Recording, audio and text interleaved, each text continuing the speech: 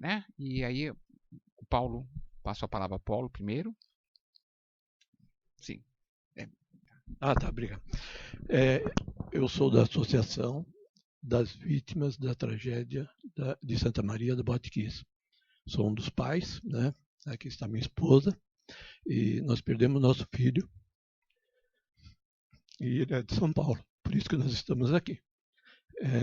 E os familiares, quando souberam desse evento que o André organizou, e nós já nos conhecemos lá na PGR, de outras vezes que nós já fomos lá, e esses familiares, todos eles, incentivaram a que viesse e ouvir e também a colocar algumas questões. E quando eu ouvi a fala da Flávia, eu acho muito interessante, Flávia, sobre essa questão do otimismo ou dos avanços.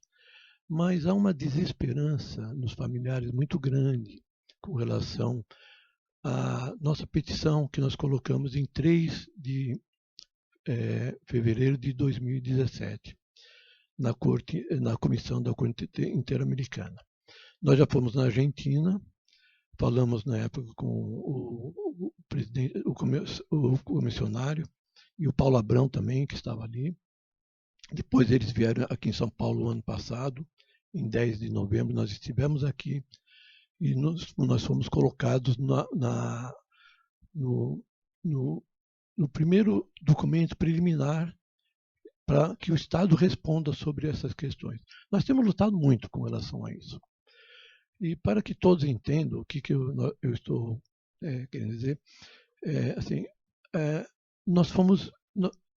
O tema da violação, ele é muito...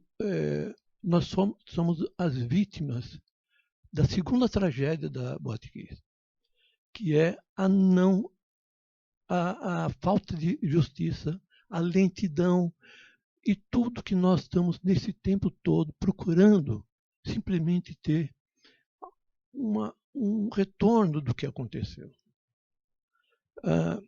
Nesse tempo nós conhecemos muitas pessoas, juristas, nós conhecemos pessoas importantes no sentido do conhecimento dos direitos humanos, das leis, das normas. Eu quero até registrar que a Raquel Lima esteve lá e nós lemos o livro que ela escreveu, que foi a tese de mestrado, importantíssimo. E ela esteve na boate, que eu fiz questão que ela entrasse pessoalmente lá. A boate tinha mais de 1.400 pessoas. Não é maior do que esse salão aqui. Se a gente contar tudo o que aconteceu, com as barreiras e tal, ele não é muito maior do que esse salão. Então, qual que é a nossa grande reclamação, Flávia? É a reclamação da nossa insistência. Ali, para quem conheceu e viu aquelas barras, viu aqueles caminhos tortos, viu aquela única saída estreita e que não conseguiria ter acesso. E, fundamental, tudo isso foi registrado em 2009, 3 anos e meio antes da tragédia, pelo arquiteto Rafael Escobar, que condenou a falta de acessibilidade. Tudo que estava ali, ele fez um relato muito grande, extenso, das NBR 947, que eu estudei, eu quase que estou virando um especialista em prevenção. E está muito claro ali. E para quem ele enviou esse documento, esse ofício? Para o prefeito e para o comandante do Corpo de Bombeiros. Quem tinha conhecimento de todas essas irregularidades e de outras denúncias que ocorreram nesse tempo? O prefeito deveria ter conhecimento. Os secretários com certeza tinham conhecimento. Fiscais tinham conhecimento. O promotor responsável à época tinha conhecimento porque o ofício foi encaminhado. Ele tinha esse conhecimento. Os bombeiros vistoriantes e o comandante do Corpo de Bombeiros tinham esse conhecimento. Então, e não só esse tinha conhecimento, porque nós lemos, eu acho que eu li quase tudo ali. nós temos os documentos, os ofícios trocados entre ambos, entre a prefeitura, entre o Ministério Público e do Corpo de Bombeiros. E num deles, o promotor pergunta se a boate estava regular. E o prefeito responde que não estava regular. Faltavam alvarás. Isso, parece que assim, o alvará é uma coisa burocrática. O alvará não é burocrático. O alvará quer dizer o seguinte: tem condição de funcionar? Tem. Então pode abrir. Não tem condição? Não tem. Então tudo isso está registrado, foi colocado. Só que os promotores responsáveis pelo caso arquivaram os processos de todos, vou repetir, todos os responsáveis, todos os servidores públicos da prefeitura e do Corpo de Bombeiros, todos. E quando nós reclamamos sobre isso, porque lemos o documento, levamos mais de um ano, quase 2 anos para ler tudo o que aconteceu, para que a gente se inteirasse, para falasse com advogados, com pessoas responsáveis. Desculpe só me alongar um pouquinho, mas acho que é importante colocar essa questão. Eu já vou terminar. Quando nós reclamamos e escrevemos sobre isso, mostramos documentos, aí tem a segunda tragédia da Boate Kiss. Os promotores processaram os pais. Esse ar de espanto, quando eu vejo, as pessoas não acreditam. Eu escrevi 2 artigos no jornal. Não tem uma palavra de baixo calão. Não tem uma palavra que fale assim, você é corrupto, nada disso. Eu estou cobrando a situação do que aconteceu.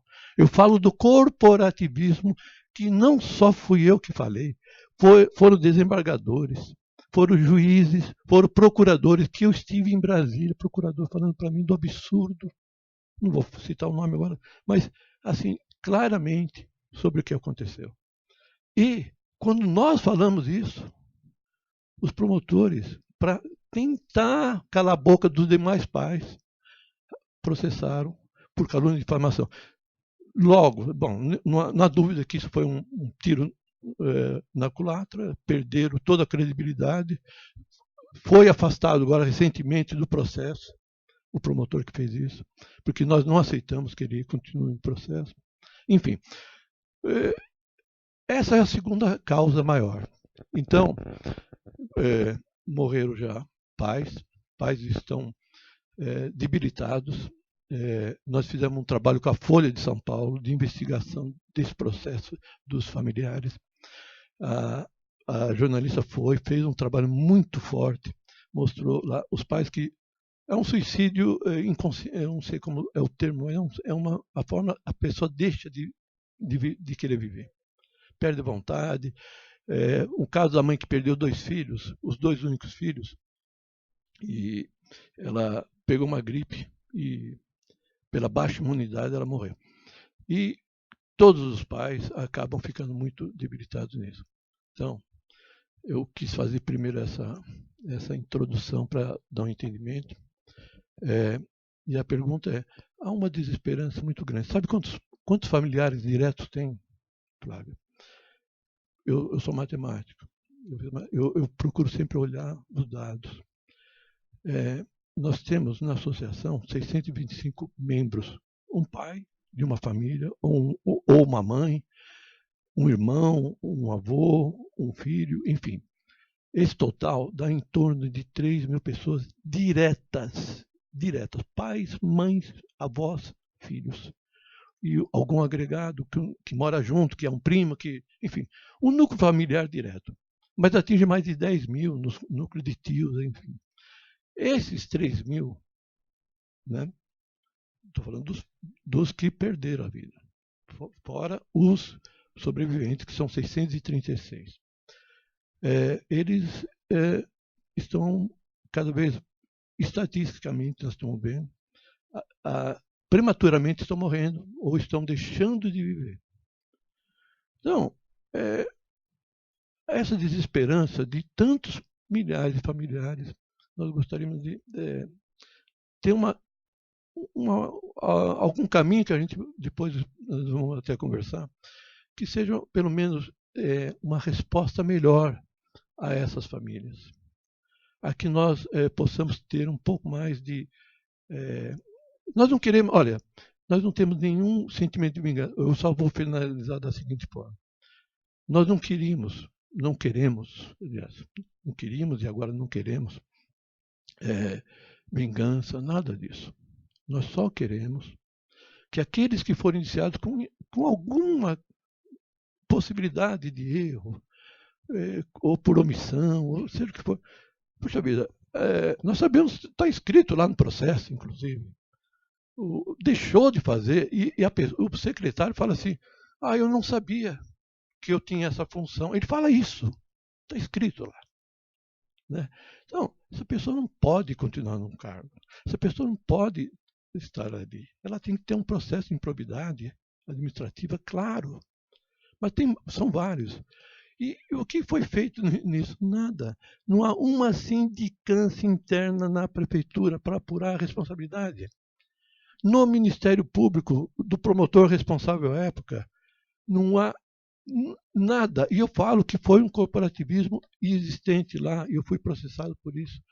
O que o deputados, o Onyx, bom, eu não vou citar o nome de todos, mas eles foram claros, eles são gaúchos e falaram, há um corporativismo evidente.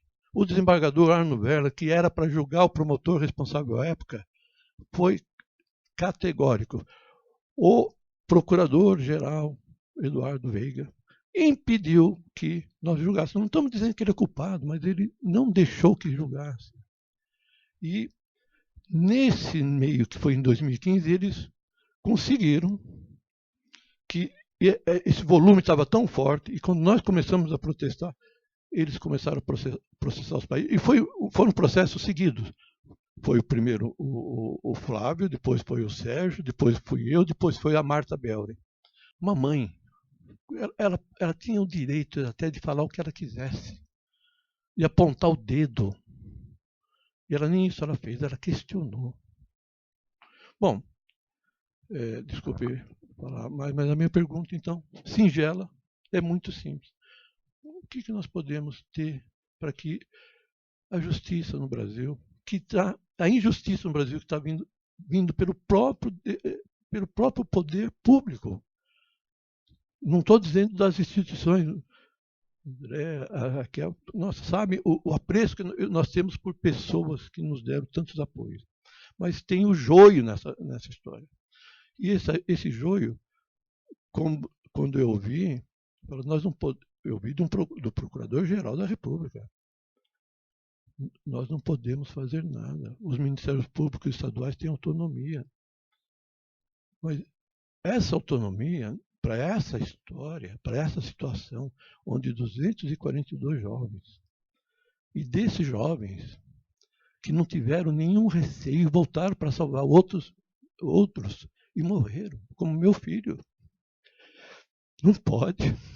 Essa injustiça não pode acontecer. Então, eu acabei fazendo a pergunta, esticando um pouquinho mais, mas é um pouco de esperança. Ou o que podemos ter disso aí? Obrigado, desculpe pelo...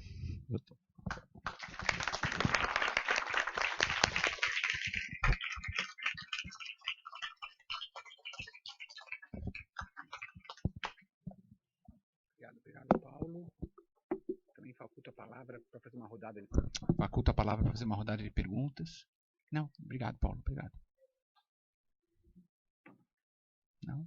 Tá bom. Então vou deixar então à vontade, começando aí pela Rivana. Podemos começar assim? Então fazer um pouquinho, só a ordem aqui, né, topográfica aqui da mesa, para suas considerações finais. E depois eu convido a todas e todos para um pequeno, né, pequena restauração aqui do lado, um café e uns bolinhos. Tá? Vou passar aqui para a Rivana. Não sei nem o que falar do Paulo, né? Assim, mas isso é a realidade da gente na defensoria, né? Eu chego a me emociono também. Eu estava falando com os defensores do Rio Grande do Sul para poder eles me narrarem como é que estava a situação lá, para ver se tinha alguma coisa diferente que eu dissesse aqui. Mas estava conversando com o professor Alberto aqui também, quando o senhor estava narrando, eu só pensava em incidente de deslocamento de competência urgente, né, para tentar tirar isso do Estado, porque do jeito que está, já teve.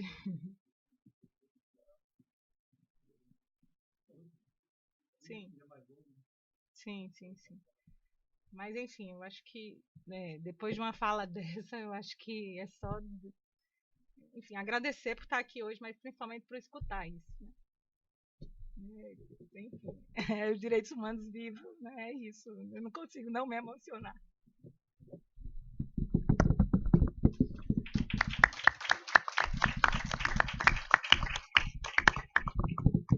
Prezado Paulo, eu fiquei profundamente emocionado com o seu depoimento.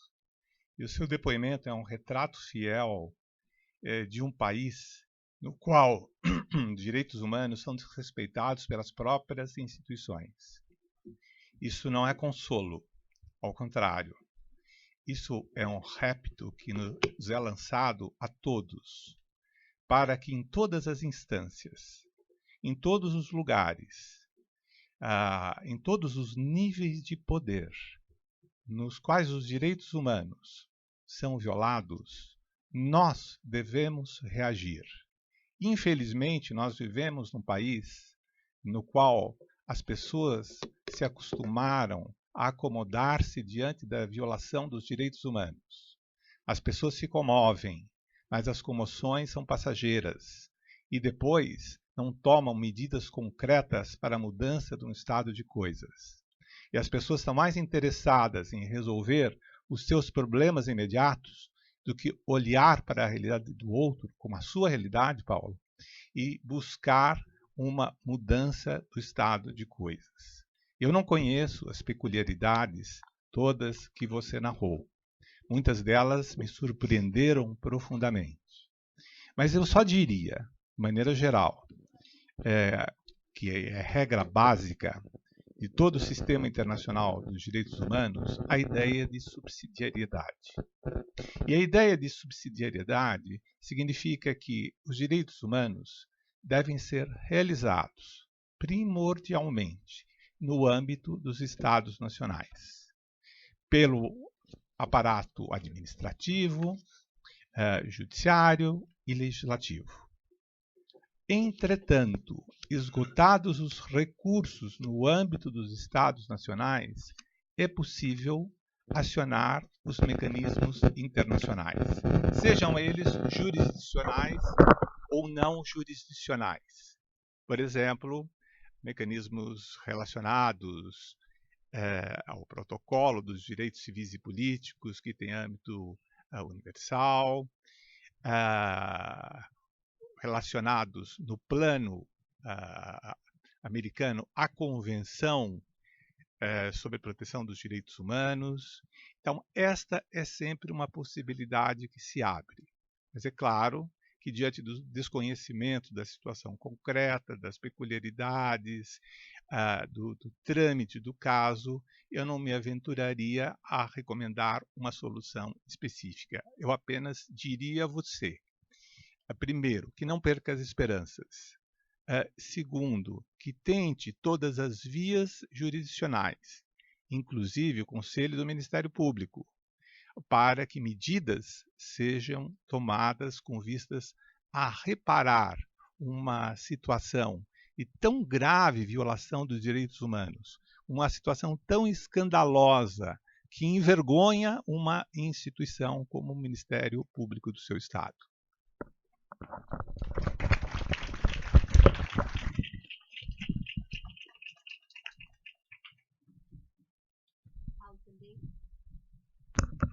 Aqui me somo ao reconhecimento emocionado, aqui pela sua bravura, pela sua valentia, pela sua resiliência, pela sua entrega, luta, por expor a sua dor, mas também, né, ainda com frustração, mas com esperança, porque a esperança, né, o faz estar aqui, também com outros familiares. Da mesma maneira que meus colegas, eu entendo que eu não tenho os elementos específicos do caso, desconheço todos os elementos, mas no âmbito doméstico, medidas podem ainda ser impulsionadas, isso não obsta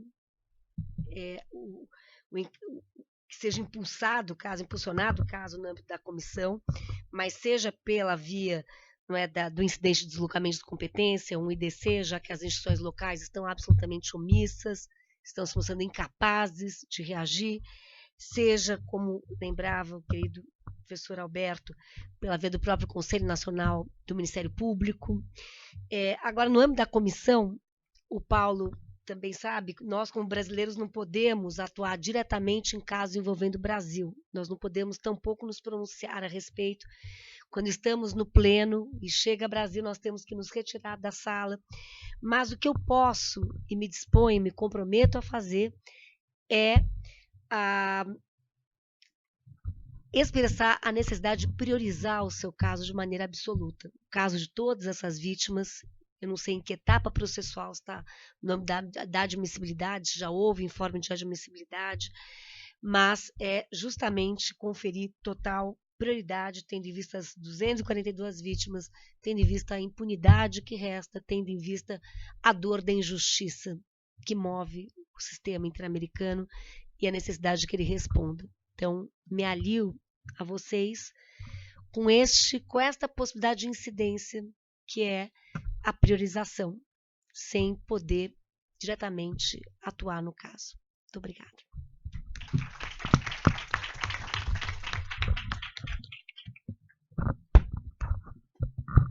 Nessa mesma linha, eu saio daqui hoje mais agradecido do que cheguei, porque aprendi muito, as exposições que eu ouvi aqui foram fortíssimas, e a sua, meu xará, ela é muito forte e me convida também a algumas reflexões. Primeiro, nós comentávamos antes, primeiro nos conhecemos pessoalmente na Marcha do Silêncio, que foi promovida pela procuradora Eugênia Gonzaga, o que também é um bom pretexto para a gente separar joio e trigo, que há Ministério Público e Ministério Público, né? Quer dizer, e a criação constitucional é muito importante. Agora, há também a necessidade de discutir no Brasil o abuso de autoridade, né? Isso está sendo discutido, não venham com argumento, porque o tema é bobiano de quem controla os controladores, né? Quer dizer, não pode haver esse negócio de isso vai tirar a nossa absoluta competência. Não, você vai achar uma competência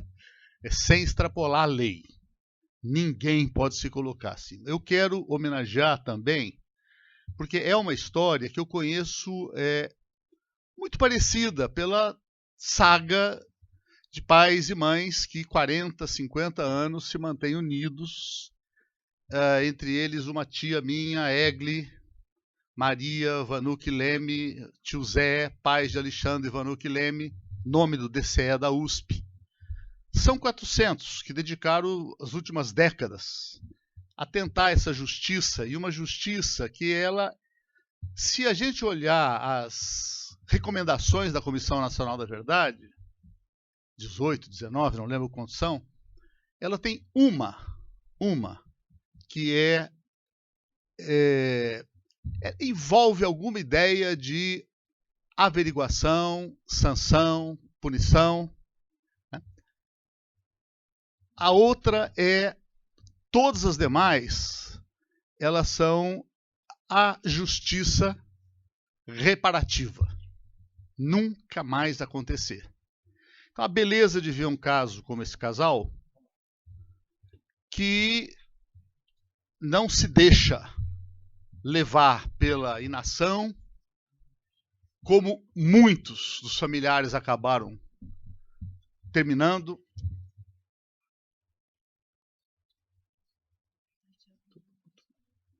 Gostei muito. Mas essa maneira de enfrentar a perda, que para mim sempre foi a perda mais impensável, a morte de filho, e nessas condições trágicas, numa atitude de amor. Né? É de amor o amor que trouxe vocês aqui. O filho não virá, mas vocês estão se dedicando a que não aconteça mais, e para que não aconteça mais, tudo a ver com a mãe de todas as impunidades. Porque na hora que nós quisermos abrir no Brasil, e eu tenho um depoimento para fazer aqui no calor do golpe na Bolívia, que é a minha relação até pessoal e direta com Evo Morales, com Garcia Lineira, com o Diego Pari, o seu chanceler, com Héctor Arce, que é o seu ministro da Justiça, todos depostos. Eu pedi a Comissão da Verdade na Bolívia, porque era a maior dívida de todas, porque é o lugar da morte do Che. Tem 50 livros falando da morte do Che e não tem a palavra do Estado boliviano. E Evo me dizia, mas nós não queremos criar problema com os militares, porque nós já temos tantos problemas aqui, por que criar mais um? Porque a Alemanha só se reergueu porque ela ensina o nazismo no banco escolar e as crianças visitam um campo de extermínio durante o processo. E aí você pode amar a Alemanha, lutar por ela, mas sabendo o que aconteceu, investigando e, sobretudo, criando políticas de não repetição. Então, nesse sentido, é evidente que a Comissão Interamericana, o sistema, com o impedimento rigoroso que a Flávia tem, e eu sou testemunha disso, porque na hora que a gente recebe uma pasta em cada sessão, numerada de 1 a 30, e tem lá o número 8 que não tem nada. Então a gente já sabe que é Brasil. Quando chega na discussão do 8, a gente se retira da sala. Mas ela terá formas de sensibilizar, sobretudo a Antônia Urrejola, que é a relatora para o Brasil, e é também uma pessoa que conhece o tema, conhece a repressão também, né? E esteve aqui, né? Então, assim, nesse sentido, a subsidiariedade está dada. A luta primeira é essa que eu falo, né? Quer dizer, nós já temos boas decisões da Corte da Costa Rica, que falta agora o Supremo Tribunal do Brasil decidir se rompe ou se acata. O nosso colega hoje de manhã, que eu reputo grande ministro Lewandowski, quando o presidente do Supremo visitou a Comissão Interamericana, eu tive a oportunidade de conversar um pouco com ele no corredor sobre esse tema, porque eu já dei uma aula magna num congresso da OAB do Pará com 4.000 participantes, estudantes, tudo isso, sobre o voto do ministro Lewandowski na ação que julgou a questão da anistia. É um voto lapidar. A tortura, ela não é crime político e demonstra cabalmente por que não pode ser tida como crime político, não é crime conexo e, terceiro e último, os tratados internacionais obrigam o Brasil a proceder. E nos tratados internacionais, essa impunidade de Santa Maria não pode permanecer. Chegará o dia e vai depender do empenho de vocês e, sobretudo, de todo mundo que está aqui nessa sala. O compromisso que a gente assume aqui para redobrar a nossa luta, a nossa insistência. Obrigado.